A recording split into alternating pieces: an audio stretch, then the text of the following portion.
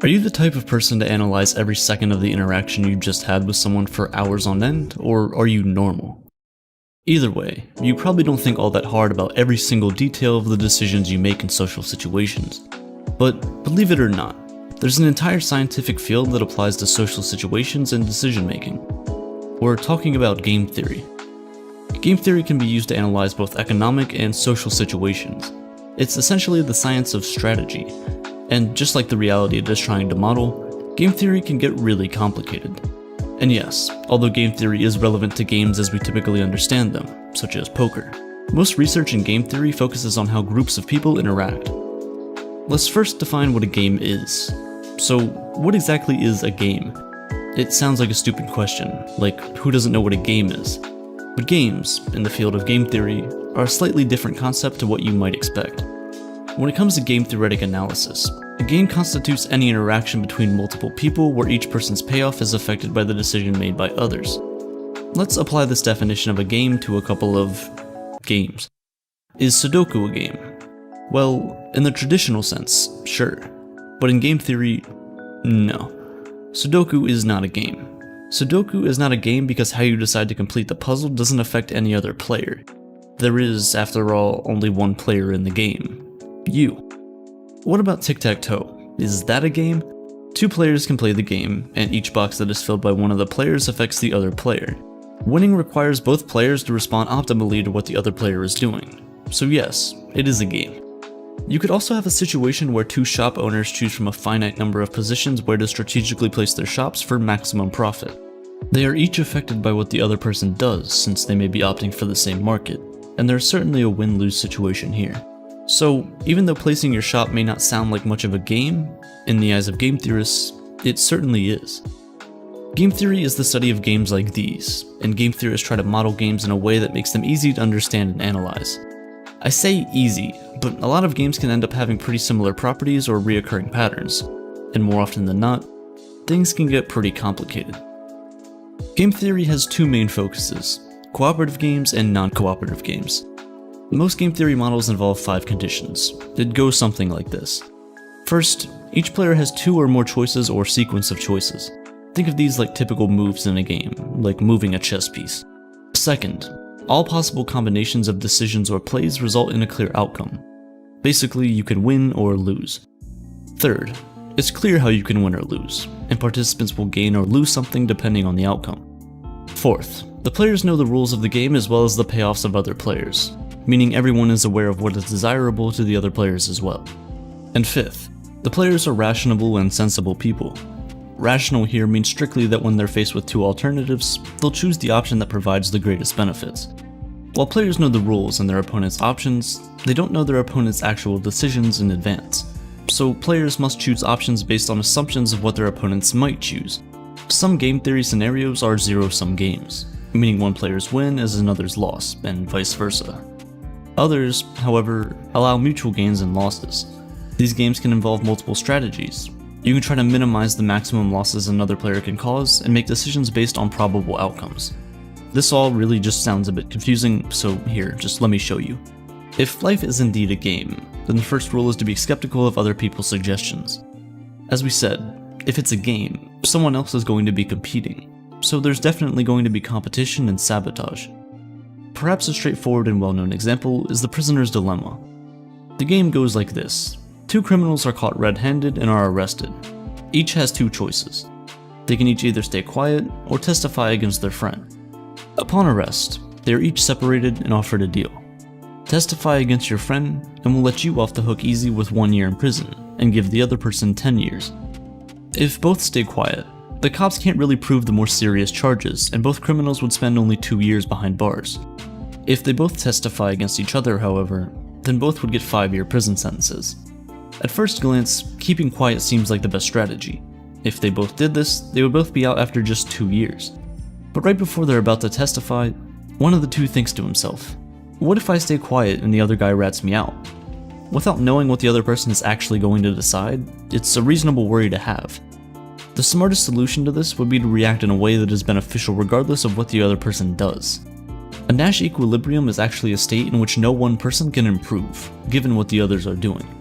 This means you're picking the best response to a particular strategy from your opponent. A quick analysis of the prisoner's dilemma reveals they would both most likely testify, which is the Nash equilibrium for this problem. This is because regardless of what the other person does, testifying will lead to a maximum sentence of 5 years, with the potential for a 1-year sentence. Meanwhile, if you don't testify, you could end up with a 10-year term. It's easily the safest thing to do considering neither party knows what the other is going to do, even though both criminals are better off if they just stayed quiet. Here, the individual incentive wins over group interest. Testifying is a better option, because you know that you'll be in trouble if you stay quiet but your friend testifies. But if you can think of that, your friend can too. So he knows you're likely going to testify given that it's the safer option for you, and you know he's likely going to testify too for the same reason, and you know that he knows that you're likely going to testify. You see the loop that's forming? These types of problems are examples of non-cooperative games, which means the two prisoners can't convey their intentions to each other. If they were able to talk to each other, however, we would be in a cooperative setting, and that would affect the likelihood of certain outcomes as you can imagine. For example, it'd become much easier for them to agree beforehand that they're both just going to stay quiet. On the contrary, a coordination game is one in which everyone benefits from working together. There's no incentive for either party to cheat, since it will result in a worse outcome than if they just cooperated. A good example is driving on the correct side of the road. You win nothing by driving on the wrong side of the road. But sometimes, you lose without even playing. The principal agent problem is when one person is allowed to make decisions on behalf of another person. In this situation, the first person is likely to prioritize their own interests and pursue their own goals. And well, yeah, that's the basis of modern politics. Game theory can also be applied to biology though. In fact, its application in the field of biology has allowed biologists to answer a lot of questions about evolution, which is remarkable since game theory was never designed for this. For example, it's helped scientists explain biological altruism, where an organism acts in a way that is most favorable for the overall species, even if that action is harmful to itself. A bird might warn the rest of the group about the arrival of a predator. Doing so risks its own life since it essentially announces itself to the predator. But this trait can later help that bird, assuming it survives of course, when other birds return the favor and warn it. These concepts might help you anticipate some of the strategies others might be using to get one over on you. But who really knows what they're thinking? The concept of guessing others' moves is what makes the game so tricky. While each player is likely to be certain about only their own move, they still have to speculate about other players' decisions, and more importantly, other players' conception of every other player's decisions. Essentially, you are no longer making a decision based on what you think is right. Rather, you're anticipating what your opponent thinks is right, and simply reacting to it. But then again, your opponent is doing the same exact thing.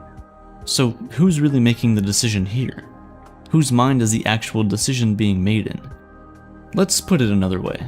Each player must know their own chance of coming out on top, guess everyone else's chance, and also guess what everyone else is guessing about their own chances of winning. Not only this, but you also really need to be able to guess what other players are guessing about your guesses about them. And now look, we're confused again. Another problem is that, although game theory has many benefits, it would be impossible to properly apply it in all situations.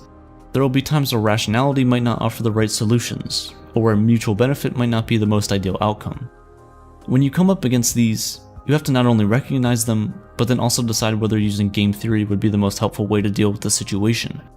By then, the moment could already be gone. The assumption that everyone is going to be rational, a basic premise of game theory, is also a really risky one. Humans can be extremely unpredictable and emotional, and this makes the guessing work near impossible. There's a ton of real-life examples that illustrate the basic concepts of game theory. Apple and Samsung are involved in an endless game of advertising. It's not like either company needs to advertise. Besides, advertising can get extremely expensive. So why not just forego this task altogether and use the money for research and development? If both companies did this, then we'd probably have better phones by now. But sure enough, Apple banks on the possibility of Samsung advertising and gaining an edge over the market, and Samsung does the same. And that possibility soon turns into a certainty you and I have all come to accept. Now, this is an extremely simplistic example that bypasses many other variables, but you see the basic concept. Another good everyday example can be found in the treatment of public goods and property. If everyone decides to be good citizens and not litter, society benefits as a whole. But you're inevitably going to come up against one or more people who choose to essentially go rogue and behave selfishly by littering. This leads to society as a whole bearing the cost of cleaning up, all the while making not littering a less worthwhile decision. After all, if the road's already littered, the work to not litter is that much less meaningful. You can probably now see how applicable this is to other situations in life, like every big important decision we're supposed to be fixing, but more on that later. As interesting as it is, game theory can still only analyze simple situations with well-defined constraints, and you must remember that any model is a subset of reality, no matter how good it is. It's essentially intellectual guesswork. The bottom line? We're all constantly in the game. It's pretty impossible not to be. Our lives are endlessly and unavoidably impacted by the actions and decisions made by others, so you might as well play the game the best you can. And that interaction you spent hours analyzing after the other person has already long forgotten it? Maybe it's not such a bad thing after all. We're just trying to win the game of life. And the reason to win is so that you can be free of it. To apply game theory in your everyday life, you need to have a strong understanding of concepts like probability, logic, and computer science, all of which you can learn on Brilliant.org, the sponsor of today's episode. If you've watched my channel for any length of time, you'll know how much I love Brilliant, and it's because they make learning fun and interactive. Every course is designed by a team of award-winning teachers, researchers, and industry experts, so you know you're getting the most up-to-date and relevant information. Each course is also divided into bite-sized pieces, plus they also have a mobile app, so you can learn wherever and whenever you get the time, whether it's 15 minutes waiting in line for coffee or an hour on your daily commute. From probability and logic to social media algorithms and AI, Brilliant's got thousands of lessons on many different topics, so there's something for everyone. I just completed their How Large Language Models Work course, and that taught me everything there is to know about how ChatGPT and tools like it work. If you're interested in trying out this course or any other course Brilliant has to offer, you can do so completely for free for 30 days by going to brilliant.org/aperture or by clicking the link at the top of the description, which will also give you a 20% discount on an annual premium subscription. Back to our story.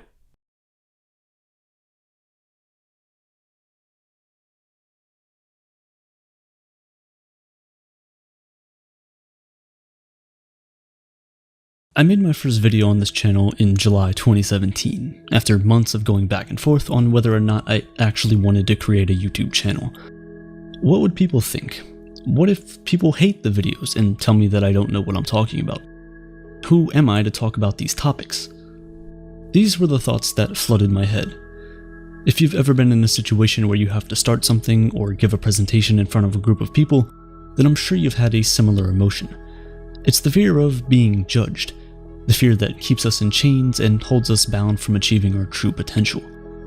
To understand why we care so much about what others think about us, we have to go back to the beginning of human history. Man, like many other animals, evolved to be social. Our survival was dependent on close-knit communities, tribes, and clans. We would hunt together, make shelter, and protect one another from predators should they dare strike. Being together made us thrive. So, at the time, being cast out of the clan almost always meant death. Without the technologies we have today, making shelter, hunting, and protecting yourself from wildlife was almost impossible for one person to do alone. Sadly, even now that our society has evolved to a point where we no longer have to worry about predators, and we have the tools and resources to provide food, clothing, and shelter for ourselves, the need to be part of a group still has been maladapted to our current reality.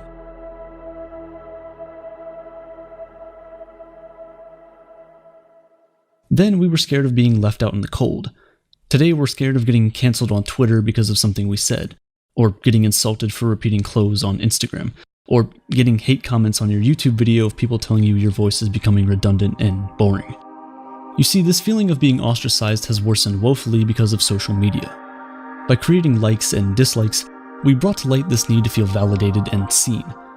In an instant, you can see just how many people support you, and that number can be addicting. It gets to the point to where we stop saying what we really want to say, and instead start saying the things we know will get us the most likes. Before you know it, you're posting certain thoughts, photos, and writing specific statements to get that attention and validation from others. How many times have you seen your favorite influencers and creators online suddenly sell out, where it feels like they're no longer authentic, only doing or saying the things they know will please the algorithm? I made a video about Unit 731 and the despicable things the Japanese government did in the Second World War. However, because it was not advertiser-friendly content, according to YouTube, The video didn't perform extremely well, and that's fine. This is the kind of ostracization and social conditioning that makes people fall in line and stop saying anything that might offend the people with money. It's like they tell you there's freedom of speech, but only when your microphone is turned off. Growing up, I always felt different. Of course, I had friends and wanted to be part of the social group, but I had questions about the universe that people just didn't like to discuss. Who wants to talk about death and the afterlife on the school playground, after all? Because of that, I felt different from everyone else, like a piece of a puzzle, but from another set. And so I grew up worried that everyone would look at me as weird and different. So I tried my best to hide my existential dread to fit in like everyone else. If you're watching this video right now, there's a high chance that you were also once a kid like me who was so worried about being disliked that you shield the real you just so you wouldn't be thought of as different. If you're still in that position, listen. Stop caring so much about what other people think and start living your life authentically. Yes, caring what others think is healthy.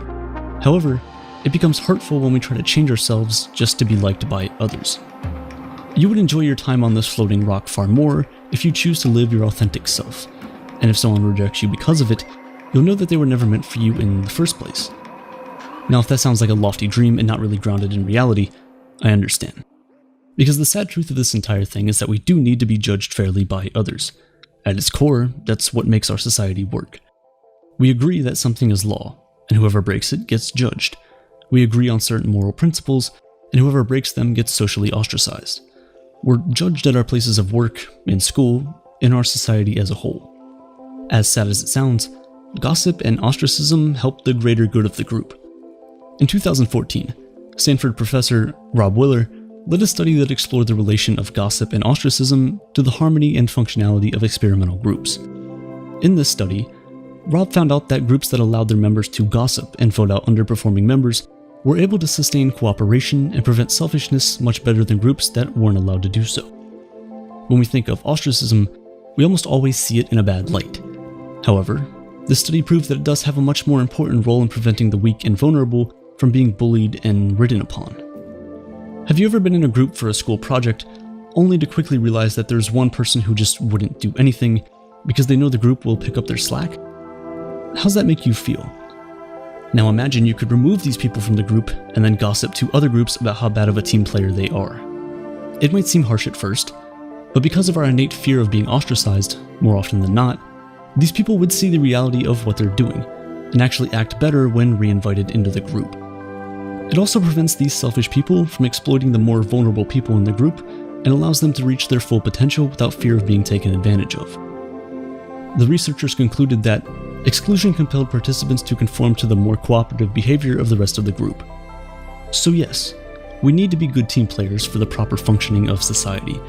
However, being part of a group should never be at the expense of our own individuality. We should never get so scared of being ostracized that we do not say the things that matter to us for the fear of being judged. We need to realize that we will get to a point in our lives where we'll begin to assess everything that we've been taught as children. When you start to outgrow old beliefs and walk into new ones, do not be held back by the fear of what everyone who you grew up with would think. Caring about what other people think is necessary for the proper functioning of society. But when caring what other people think affects our abilities to make decisions for ourselves, that's when you need to pause and reconsider. You're a person with their own thoughts, ideas, dreams, and goals. Don't let the fear of being disliked hold you back from expressing that. You want to drop out of school to become a comedian? What would people think? You want to start a YouTube channel? What would people think? You want to be with someone from a different culture or religion? What would people think? This one question holds so many people back from doing what they love. It's like a chain that binds our neck and leaves us no room to breathe. We're like circus elephants, held back by a rope that might only exist in our imagination. Ultimate freedom is having the courage to be disliked. The boldness to stand firm in what you believe in, even when the crowd is saying something else. The courage to stand when everyone else is sitting, and run when everyone else is standing. The courage to be your authentic self, regardless of what everyone around you tells you to be instead. Developing the courage to be disliked is not easy. Remember that it's in our nature to care what other people think, so to stray from that even minutely would mean going against our very own biology, and that's never very easy.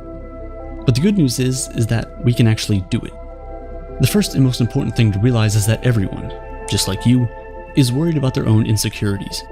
When we go out into the world, we're often so consumed with our own insecurities that we feel like everyone else is thinking about us and condemning us. But the reality is, more often than not, just like you, people are so worried about themselves that they aren't really thinking about anyone else. And when they do speak out against us, they're often projecting their insecurities on us, trying to bring us down to feel better about themselves. Don't let them do that. The difference between ostracization in early humans and what we have today is that with the early humans, it was only your closest relatives and members of your clan that could cast you out. However, today, because of social media, anyone and everyone can have an opinion about us, share that opinion, and we're forced to take notice of it. The problem with this is that we're taking criticism from people we wouldn't take advice from. Think about it. If you wouldn't let this stranger into your house for fear of invading your privacy, why would you let them into your head, the most private place of all? Sometimes the people judging you and not letting you live your true potential aren't strangers. They're childhood friends and relatives. When that's the case, we need to remind ourselves that the consequences of living outside the group is not as sinister as it used to be. You have the tools and resources to thrive away from your primary group. And in fact, you can find another group to join, one that would accept you for who you are, and not try to force you into being something you're not. I know I've said some negative things about social media in this video and many others, but there are some positives as well. In this scenario where you no longer feel part of the group you were born into or grew up in, the internet offers you a community of people who are willing to accept you from all over the world. You just have to take the time to find them. Lao Tzu wrote in Tao Te Ching, "Care about people's approval, and you will be their prisoner." The courage to be disliked is the key that opens the prison doors and sets you free to be the person you've always wanted to be. I remember feeling completely aimless in high school. None of my classes felt particularly meaningful to me. I would sit in class, stare straight ahead, and my mind would often just wander. At home, I would try to avoid thinking too much by playing video games or watching TV. At a time of my life when I should have been growing, I was stagnating. I just really didn't care. And that's kind of when I started getting interested in philosophy. I took a philosophy class with a teacher who was very passionate about it, and that passion affected me deeply. He read philosophical books to the class and would show us inspiring movies. I started reading some of those books on my own, and I was inspired to live my life differently. I can't say I adhere to a specific philosophy or religion, but I definitely live what I feel is a more meaningful existence, and I look at the world in a more clear-eyed way. After reading over 100 philosophy books, I definitely have my favorites. For this video, I picked the books that had the biggest impact on how I think. They've stayed with me, and my mind frequently returns to them when I think about life's bigger questions. The book Ishmael follows a nameless protagonist who responds to an ad in the newspaper. It's from a teacher of sorts looking for a student who is generally interested in saving the world. When the narrator arrives for his first lesson, his teacher turns out to be a gorilla who can speak to him telepathically. The gorilla's name is Ishmael. The gorilla's goal is legitimately to save the world. He believes that human civilization is instructed by a myth that will lead to its own destruction and that of the natural world. The myth is that nature is an evil to be conquered, that life is humans versus nature rather than humans living in harmony with it. Only by rejecting this deeply embedded myth can humans avoid annihilation.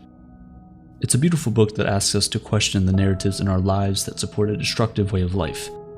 And it's a myth that we still largely live, even if we're willing to acknowledge our destructive ways. We still resign to them.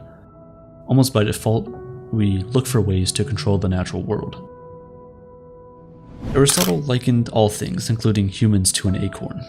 Everything has a purpose or a telos, and just as the acorn's telos is to become a tree, the telos for humanity is to use reason. It's what separates us from the rest of the animal kingdom. From this point of privileging human reasoning, Aristotle developed his virtue ethics. It's a different way of thinking about morality than we're used to. It's not about establishing a code for right and wrong, but adjusting your behavior to become virtuous. And to act with virtuous behavior is to exercise reason. In the Nicomachean Ethics, Aristotle defines virtue as a mean between two extreme states of excess and efficiency. He referred to it as the golden mean. When considering courage, a virtuous person for Aristotle finds a middle ground between recklessness and cowardice. One is a deficiency and the other is an excess. The golden mean wasn't intended to be the same for everyone. Aristotle acknowledged that we're all different and what is virtuous for one might not be virtuous for another. For example, a middle ground between recklessness and cowardice is likely different for someone with a serious medical condition. The Nicomachean Ethics is an exciting philosophical text because you can immediately incorporate its virtue ethics into your daily life. It's something you can take to work when considering how much space to take up in a meeting or how much to drink at a party. You find the golden mean using reason. Trying to understand Buddhism can be overwhelming. In the 2,000 years plus since the Buddha first sat under the Bodhi tree, a lot of very different schools of thought have grown out of his teachings. What the Buddha taught brings it all back to the basic teachings of the Buddha. You get a foundational understanding of the core concepts of suffering, no self, and the path to enlightenment. The Buddha's teachings can be a great way to think about our daily existence and how endless craving impacts our well-being. We get hooked on buying things to make us happy, and we cling to all the stuff we own. We cling to the people in our lives and to our own sense of self, only for these attachments to hurt us deeply, over and over again.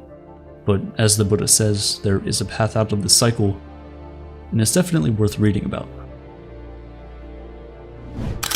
In the teachings of the Buddha, you learn to unlearn your ingrained notion of the self as something permanent. In Zen Buddhism, you're trying to uproot thinking in terms of a self and no self at all. You're also letting go of the Buddha himself. We commonly think of Zen as being in the moment, and this isn't actually too far off. In a way, Zen Buddhism is a very deep dive into what it actually means to exist purely in the moment, which entails letting go of the idea of the moment itself. The goal of Zen Buddhism is to grasp the real nature of your own mind. You need to go beyond logic, words, and concepts.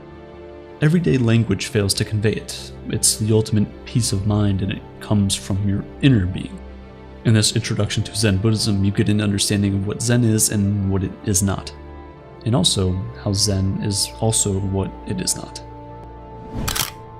Like other existentialists, Simone de Beauvoir insisted that existence precedes essence. We create our own essence through our choices and actions. In The Ethics of Ambiguity, she expands on this core idea to create a moral obligation for how we treat others. Whereas we usually consider ourselves free to make the choices that change who we are, we often don't consider other people the same way. We tend to treat them as something fixed based on their past, and even worse, humans literally treat others as material things, things that exist for another. The moral obligation here is to treat others as ambiguous. We start to think of them as free to create their own essence rather than exist for another as a material thing in the world. It's this ethics of ambiguity that supports Beauvoir's feminism. Women are more likely to be thought of as existing for another, and their ambiguity is more likely ignored. Based on the teachings of Adlerian psychology and philosophy, Ichiro Kishimi guides you through living a more fulfilling life on your own terms. A dialogue between a young student and a philosopher frames a number of lessons about how to develop yourself into a well-rounded person. The book starts by rejecting the idea that the past shapes your identity. According to Ichiro, your choices in the moment are what shape you. He moves on to discuss the most important areas for developing a well-rounded and purposeful life. These include a meaningful work-life routine, healthy relationships, deep intimacy and trust, and a rigorous self-development routine. But most importantly, you need the courage to be disliked. You have to let go of the approval of others to embrace a well-rounded life in an authentic way. In Crime and Punishment, the protagonist, Rodion Romanovich Raskolnikov, does something you rarely see the hero of a story do. He murders someone in cold blood and then another to cover his tracks. It's a brutal scene that leaves Raskolnikov tortured by his actions. Before the murder, he rationalizes his plan to kill the woman. He thinks of her as a nasty old pawnbroker who exploits people. He needs the pawnbroker's money, and just feels justified by his belief that all great people should be exempt from laws in their pursuit of the greater good. He envisions himself to be extraordinary like Napoleon or Alexander the Great. But justifying an action in your own mind is much different than dealing with the emotions and persecution afterwards. Rodion suffers greatly, existing in a feverish state until the novel's resolution. Raskolnikov is also living through a time of political upheaval. Russia is transitioning from medieval traditions to westernization. And like with all political transitions, many get left behind for the greater good. It's a philosophical novel that has a wide range of interpretations, from existentialist to a complex psychological and political drama. It's definitely worth pondering when you have the time and are in a good place emotionally. Human life is absurd. We desperately search for meaning in a world that has none to discover. This constant futile struggle is what Albert Camus refers to as the absurd. In his novel The Stranger, the main character, Mersault, has abandoned any attempt to find meaning in his life. He experiences a sequence of absurd events and is indifferent to them. When his mother dies at the beginning of the novel, he is just unmoved. This lack of any belief system alienates the protagonist from others. His disposition ultimately becomes Mersault's downfall, as he is eventually judged for his inability to find meaning in anything. The Stranger is a great way to experience the feeling of the absurdity in life, and is a good comparison to Camus' essay, The Myth of Sisyphus. The existentialist philosopher Friedrich Nietzsche believed that after the death of the belief in God, humanity needed something to fill the void, otherwise we would sink into a state of nihilism, ultimately leading to a preoccupation with distractions. He referred to this state of being as the last man. His answer to this problem of nihilism was the concept of the uber-human. He believed humanity should strive to continually overcome itself by affirming all of existence. Where religion and philosophy shame many aspects of life with morality, the uber-human would say yes to it all. They would affirm all the pain, suffering, and joy of the world and be free to determine their own values. Ultimately, the uber-human is the best a human can be when relieved of religion and dated moralities. In his literary book, Thus Spoke Zarathustra, Nietzsche presents us with a prophet to guide humanity to the uber-human. In the book, Zarathustra struggles to get his followers to embrace this ultimate affirmation, as he too struggles to affirm things such as the God he declares to be dead. It's a great guide for radical self-making and self-affirmation when we're constantly confronted with morality and shame at every turn. Despite these pressures, we can affirm our own existence and be carefree. We certainly don't need to attempt to become this uber-human, but maybe we can find a healthier attitude to life by rejecting shame and being able to embrace some of the pain in our life along with the joy. In this sci-fi classic, a scientist in the field of psychohistory predicts that his galactic civilization will collapse and enter a 30,000-year period of chaos and destruction. But the same psychohistorian, Harry Seldon, believes he can shorten this period of turmoil to 1,000 years by creating two foundations. Within these foundations are the catalysts for a new galactic empire. The book addresses several philosophical themes throughout, including one central ethical dilemma. Is it justifiable to manipulate large populations in order to bring about a more desirable future? There's also the question of whether science can master the full complexity of life. Can large populations really be predicted with certainty, or will complexity always undermine such an attempt? And if free will exists, will it make such predictions impossible? As with any good philosophical literature, we're left with plenty of questions to contemplate. These were the best philosophy books I read, or at least they're the ones that had the biggest impact on me. Like no other genre, philosophy will shake your core beliefs and challenge your outlook on life. Even if it sounds like a painful thought, I promise you it's worthwhile. What if I told you that you're an addict and you don't even know it? Don't worry, you're not alone. We all are, or most of us at least. And here's a little experiment to prove it. Once this video ends, turn off your phone and leave it in a drawer for the next 24 hours. Do you think you can survive without it? If you're willing to give it a try, you're already among the few people courageous enough to do so. That, sadly, doesn't mean it'll be easy. In the first few hours, you might experience a feeling of emptiness or anxiety. You might feel your phone vibrating in your empty pocket. You might involuntarily reach for it while you're waiting on the bus or for an elevator. As your day progresses, though, a sense of freedom should wash over you. You'll all of a sudden be witnessing the world through new lenses, so to speak. You'll start noticing things you haven't in a while, and your brain will be more active than it ever can be while mindlessly scrolling through social media. When the 24 hours are over, you would have gained a new perspective on your relationship with your phone, and you might even become more aware of how much time you spend using it. But if we're being completely honest, chances are you'll be back to your old habits before you know it, because like I said, you're an addict. We all are. But our phones aren't the problem, our brains are. There's a thin line between pleasure and pain, and you've probably heard this before. But even if you haven't, your brain knows this very well. At our core, we're hardwired to seek pleasure and avoid pain, which makes the two linked. So much so that the part of the brain that controls these two very contrasting emotions is one and the same. In our early days as a species, differentiating between the two was often the difference between life and death. With scarce resources, our survival depended on being able to distinguish between the pleasure of having a full stomach and warm shelter from the pain of starvation and the elements. Fortunately, times have drastically changed since then. We're now living in an era of overabundance instead of scarcity. Ideally speaking, this should make us happier, right? Sadly, the data shows that we're actually less and less happy. Depression levels have spiked in the last 30 years, and people in high-income countries have become less satisfied with their lives in the past decade, even though we're arguably living in humanity's golden age. It turns out that the reason we're unhappy is because of this very overabundance. We've become addicted to the feel-good drug that our brain naturally releases. Dopamine is a neurotransmitter released in our brain whenever we're anticipating a reward. You can say it's arguably the most important neurotransmitter because it's responsible for our experience of motivation, pleasure, and reward.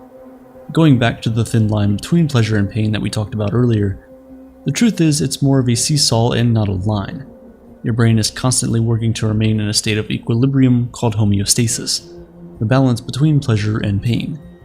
So let's say you're scrolling through social media and you experience something pleasurable, like a cute cat video on your For You page. Your brain will immediately recognize that as a pleasurable experience and release dopamine, which will tilt the seesaw towards the pleasure side. Then the balancing act begins and your brain immediately tilts the seesaw back an equal and opposite amount to the pain side in order to restore homeostasis. This is when you start feeling restless, anxious, and unhappy. Instead of sitting with this emotion until that balance is restored, you decide to indulge in more cat videos to get another dose of dopamine. And this is where dopamine can become a double-edged sword because just like any drug, the more your brain releases it, the less its effect and the more you're craving. Today we have endless ways of getting that quick fix of pleasure. Almost every second of our day offers an opportunity to be stimulated. Whether it's sugar and junk food, social media, or porn, the response in our brain is the same. A dopamine hit that brings about pleasure only to be quickly followed by a balancing dose of pain or the come down. This is when our brain, in its constant effort to maintain our chemical balance, counters the massive surge of dopamine with massive drops that can lead to a lack of motivation, anxiety, difficulty concentrating, and even depression. And just like drug addiction, when we're repeatedly exposed to pleasure-producing stimuli, our brains develop tolerance and then we need more and more of the drug just to tip the seesaw back and feel normal again. So we spend more and more time on our phones or indulging in junk food just to end the craving, even though it's not bringing us the same amount of pleasure anymore. The truth is, our brains aren't equipped to deal with this overload of dopamine that is so easily accessible today. Our brains really haven't evolved much through the centuries, but our access to pleasurable experiences has skyrocketed, which has caused us to build somewhat of an obsession with instant gratification. According to Dr. Anna Lemke, the chief of Stanford University's Dual Diagnosis Addiction Clinic, the problem is that we're losing our ability to delay gratification, solve problems, and deal with frustration. Our obsession with receiving constant pleasure stimuli means we now have less tolerance to pain stimuli like anxiety, stress, and restlessness. Our brains are literally becoming less equipped to deal with negative emotions. This is why when you can't reach for your phone you feel anxious, or why going for a walk feels like a waste of time when you could be playing video games on the couch. Instead of processing our negative emotions and dealing with them in a healthy way, we've resorted to simply taking another hit of our naturally released feel-good drug. But as dark as this may seem, there is a silver lining. Natural dopamine release in our brains is about 10 times less than the surge of dopamine triggered by the use of most hard drugs. Having sex, for example, releases about 200 units of dopamine, while meth can release more than 6 times that amount. This is why a natural dopamine addiction is much easier to fix than an addiction to alcohol or drugs, even though the process is fairly similar. So how do you cure your dopamine addiction? Well, the first thing you should do is stop. Stop scrolling through social media or watching porn or eating junk food or seeking any form of instant gratification. Set a target for yourself, like a 30-day break from your crutch. Don't worry, unlike with any drug addiction, you won't be abstaining forever, but this initial period is essential to rewire your brain and balance your pleasure-pain seesaw. This is what they call a dopamine detox, a form of cognitive behavioral therapy that was developed by Dr. Cameron Seppa. Its name could be misleading because you can't actually stop your brain from releasing dopamine, but abstaining from the constant blast of pleasure stimuli can help you identify unhealthy patterns and replace them with healthy ones. Once you achieve this, you may then introduce those activities back into your life, but this time in moderation. A warning though, during your time of abstinence, you might feel anxious, irritable, or even empty, but you should embrace it. The idea is to delay gratification for as long as possible and get comfortable with being uncomfortable. As paradoxical as it may seem, you may actually seek out pain instead of pleasure. It's a Stoic approach meant to make us appreciate all that we are blessed with in life. So go for a long run, a cold shower, or maybe even read about Stoic philosophy and how challenging yourself can lead to a more disciplined and satisfied life. When we do challenging things, it has the opposite effect that instant gratification has on our brains. Instead of getting a dopamine boost beforehand, our brain releases it after we've successfully completed our challenge. And this earned high is sweeter, more satisfying, and more long-lasting than instant gratification. This may seem like a lot of hard work that requires a lot of conscious effort, but that's the whole point. Conscious effort. A big reason for our dopamine addiction is that we unconsciously seek out pleasure-seeking stimuli because they're so easily available.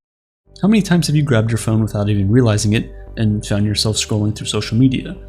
How many hours have you spent scouring through Netflix late at night when all you really wanted to do was just go to bed? If we're going to reset our brain's dopamine levels, we have to actively work to make that happen. At the end of the day, it's only natural to pursue enjoyment, but the kind of world we're living in today has created an expectation that we can always be happy, but the truth is that we can't, and that should be fine. Seeking out pleasurable stimuli is good. It's the obsessive and elusive pursuit of happiness that is the real problem. So let's go back to our phone experiment from the beginning. Whether you've decided to do it or not, its purpose wasn't really to show you that you're a dopamine addict, but to help you gain some perspective on how your phone is affecting your life. This little device is a gateway to countless amounts of fun that you could enjoy with just a swipe or two, and it almost feels silly not to. But as with all things in life, there are consequences. We've forgotten how to be alone with our thoughts, how to concentrate on the flow of our lives without any interruptions, and how to focus on what's really important. The truth is, this overabundant world we live in today means that almost all of us are addicted to something. So whatever dopamine addiction you think you have, do you think you can cut it off for long periods of time, like a day, or even a month? Can you deny your natural programming, delay gratification, and seek pain instead of pleasure? You can find out the answer to this question in a couple seconds when this video ends and you're left with a simple choice. Watch another video, eat another cookie, or play another video game. Give in to the dopamine craving that you know no longer satisfies you. Or you can fight the urge and go for a walk, take a cold shower, or maybe even just be for a minute or two without any sort of stimulation. You now know that it's crucial for your mental seesaw, your peace of mind, and ultimately, your happiness. Money. How does that word make you feel?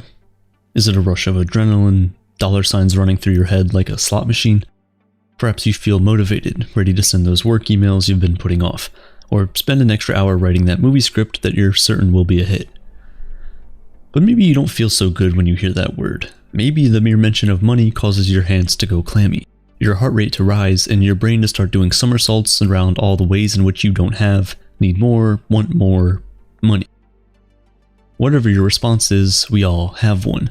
Because, as they say, money makes the world go round. Whether it's your $5 coffee every morning to start your day or the $3,000 loan payment you just made, not a day goes by for most of us that we don't consume, spend, study, or merely think about money. You could be the driver of a sports car wearing a diamond necklace or the homeless person who watches that car drive by. On one level or another, money matters to us all. Yet for as much as money matters, it's surprising that there's so much we don't know about it, and a lot of things that we think we do that are just plain wrong. This is a crash course on how your world and the world of high finances intertwine, in hopes that, in the end, we know that much more about this illusion that keeps the economic world spinning. Contrary to what you might think, money as we know it today, at least in its physical form, has remained largely unchanged for millennia. The first sign of what we might think of as a banknote took the form of a piece of leather in China in 118 BCE, and 900 years later, paper currency came to fruition. It would be another several hundred years before this kind of currency would make its way to Europe, and then the rest of the world. Centuries have now passed, yet the basic concepts invented by the Chinese aren't that distinguishable from what we have today. In fact, the only real difference is what these notes and coins represent. The first real global system of valuing currency was the gold standard, which began in England in the early 1800s. It tied a currency's value directly to the established value of gold. So in a country like the United States, $1 was pegged at exactly 1/50th an ounce of gold. This system was set up that, in such a way, ideally it would provide a stable monetary environment around the world. And it did for a while, but as with all natural resources, the supply of gold was not as fixed as we originally thought. As a result, countries began dropping it as a means to measure the value of the money. In 1971, US President Richard Nixon officially severed the convertibility between dollars and gold. I have directed Secretary Connally to suspend temporarily the convertibility of the dollar into gold or other reserve assets. By that time, the US dollar was seen as the global standard currency, so once the dollar was no longer dictated by the value of gold, pretty much nothing else was. If the value of the dollar is no longer determined by the value of gold, what exactly makes $1 worth $1? Well, instead of a commodity-backed system like the gold standard, we now have something called fiat currency, which has no intrinsic value and is instead backed by a government. What gives today's dollar its value is the economic supply and demand in the United States. And who controls that? Governmental financial systems. In the case of the United States, it has the Treasury and the US Mint in charge of printing its money. But as we can see in the growing number of digital businesses and iPads in place of cash registers, money printing is a dying business. So if a government isn't literally printing money, how exactly does cash come into circulation? The vast majority of money exists only as numbers on a computer, incredible amounts of money digitally credited to commercial banks by a country's central bank. This central bank controls how much money it deposits into the commercial banks based on the economic situation of the country. During the earlier stages of the pandemic in the US, some of that money was sent directly to bank accounts in the form of stimulus checks. But that's an extreme case, and most of the time that's not how the money ends up with us.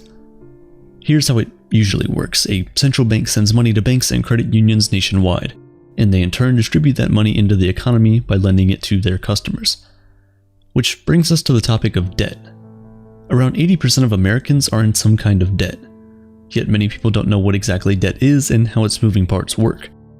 What they do know, and what is backed by several studies, is that even the idea of paying off debt can be a severe emotional strain. No one wants to owe anyone anything, but with the cost of living vastly outpacing the money we earn for a living, loans are the necessity everyone hates, yet most can't live without. You get a loan to purchase your car, start your small business, go to college, or buy a house. Very few people can afford a house with the money in their bank accounts, yet all of us need a roof over our heads. So some people choose to rent, while others decide to take out a loan from the bank in the form of a mortgage. But banks aren't charity organizations, they're built to make a profit, and the way they do that is through interest. Interest is the amount you, the borrower, pay to use the money a bank or financial institution has loaned you. Think of it like the rent you pay on your apartment every month. You don't own the apartment, but you get to use it for a fee. In the same way, you don't own the money you use to purchase your house, but you get to use it for a fee. And this buy now, pay later model does not only exist for big purchases like a house and college. It has permeated our entire society so much that most things we purchase now exist on this model, especially since the creation of the credit card. Don't have enough cash for that new couch? Put it on your credit card. Want to get that new iPhone? Pay a monthly fee to your internet service provider. Heck, even consoles like the Xbox follow the same model. We now use credit to pay for even small things like a sandwich, a new pair of pants, or food for our dogs.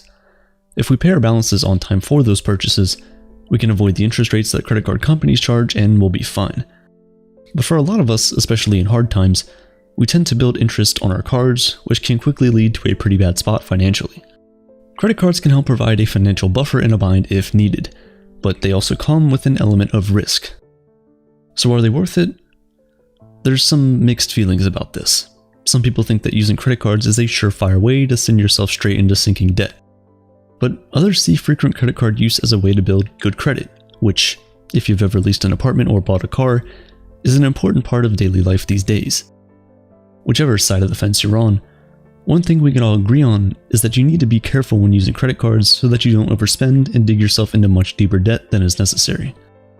By being wise with your credit, savings, and increasing your income, you can have enough disposable income to finally do with your money what every financially stable person suggests: invest. Investing basically means committing your money to something to earn a financial return. It's making your money work for you. One mantra in the investing world is the greater the risk, the greater the reward. Investments like bonds are safer but offer lower returns, while investing in individual stocks can provide incredibly high returns but are also extremely risky. And let's not even get started on cryptocurrency. We'll need an entire video to go over investing properly, but in the end, if we get the opportunity to do so, our goal is to build our wealth, to increase how much we're worth, and that's the entire point of money, to show how much something, or someone, is worth. How much is a carefree retirement to you? That will inform how much money you put away in your retirement account. What about a car? We might splurge on a luxury vehicle because it's worth it to us to enjoy the extra comfort and social status. The byproduct of this is that, as a society, we become obsessed with the idea of worth from material goods and worldly possessions, to personal worth and even that of others. Publications like Forbes and Bloomberg publish wealthy individuals' net worths, assigning a number to someone's success. To create these lists, dozens of reporters track down millionaires and billionaires all across the world, collect their personal information, add up all of their presumed assets, and subtract their liabilities. So if Jeff Bezos owns approximately 10% of Amazon, and we subtract his jet, his yacht, and any other creature comforts that he enjoys from that 10%, we should be able to identify his net worth. That simple addition and subtraction seems deceptively easy, doesn't it? Well, that's because it is. It's hard to get reliable data, and it's hard to figure out exactly where wealthy people store their money. Many of the wealthiest people in the world are investment bankers, but on a day-to-day basis, there's no way to know the composition of their firm's portfolios, which directly dictates the wealth of those who run it. There's also discrepancies when it comes to celebrities' wealth, perhaps where most of our obsession lies. Kylie Jenner was said to be the youngest self-made billionaire at one point, but her business isn't just valuable because of how much money it makes. It's valuable because she is involved with it.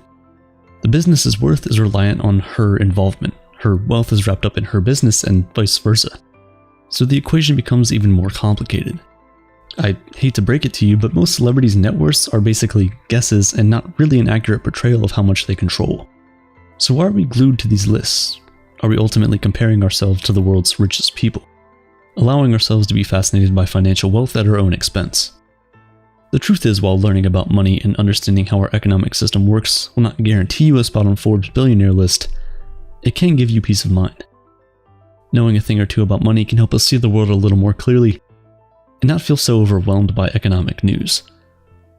Because although having money isn't everything, not having it is.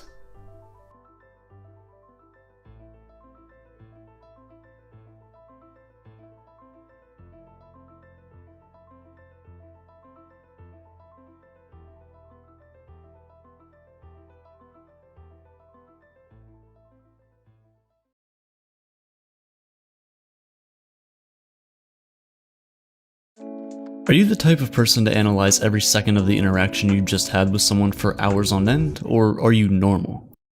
Either way, you probably don't think